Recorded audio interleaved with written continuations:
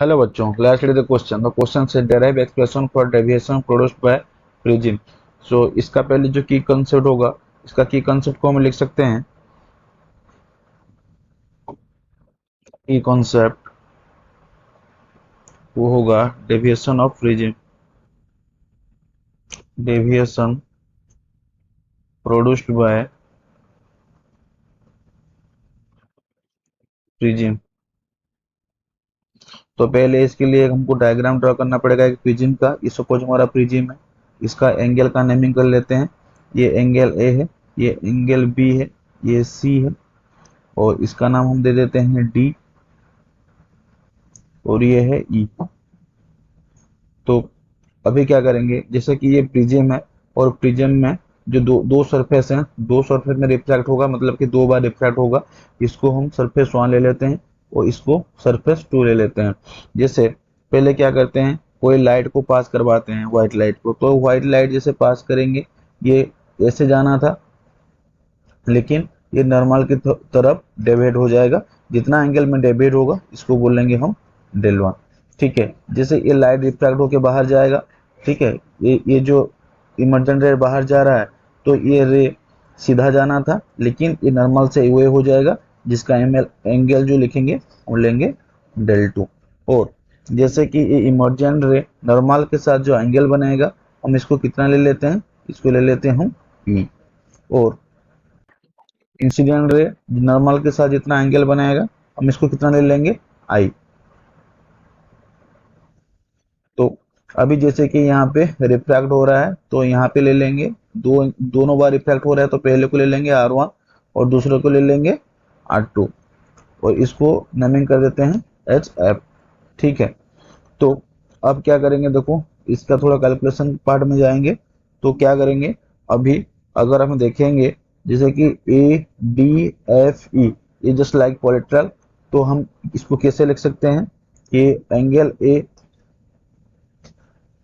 Plus angle D plus angle F plus angle E, ये कितना हो गया, इसको 360 डिग्री बोल सकते हैं।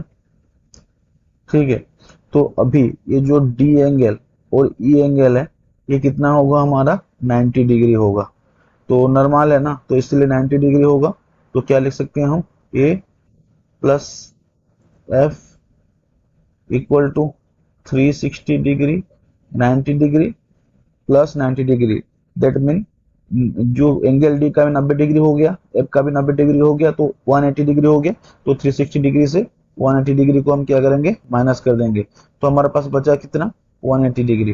तो A angle A plus angle A भी कुल कितना बचा हमारे पास, 180 डिग्री। ठीक है, अभी क्या करेंगे, हम एंगल जो हमारा ट्राइंगल है डी एफ के बारे में बात करेंगे। तो in triangle D E F क्या लिख सकते हैं, R one plus R two plus F equal to 180 degree. तो हम प्रीवियस इक्वेशन के साथ कंपेयर करेंगे, तो हम क्या लिख सकते हैं, जैसे कि R one plus R two है, इसको लिख सकते हैं, इसको ए लिखेंगे तो क्या हो जाएगा, A equal to R one plus R two. ठीक है, ये जो ए है इसको क्या बोलेंगे, एंगल ऑफ प्रिज्म।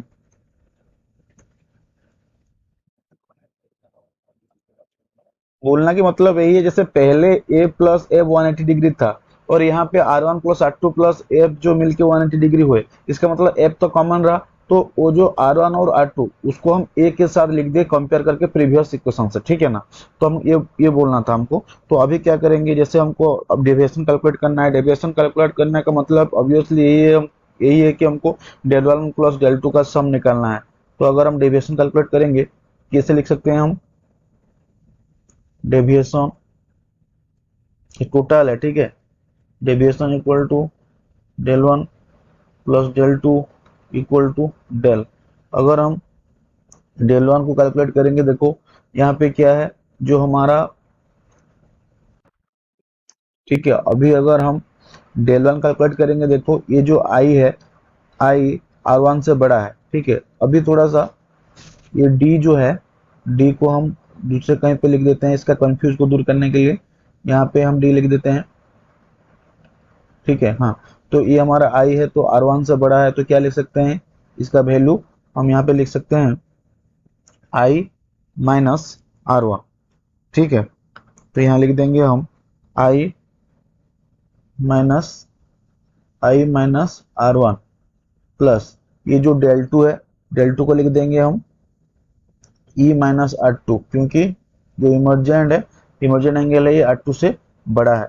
तो अभी क्या लिख सकते हैं इसको हम I1 प्लस, तो क्या लिखेंगे यहाँ पे, हाँ, I plus E minus R1 plus R2।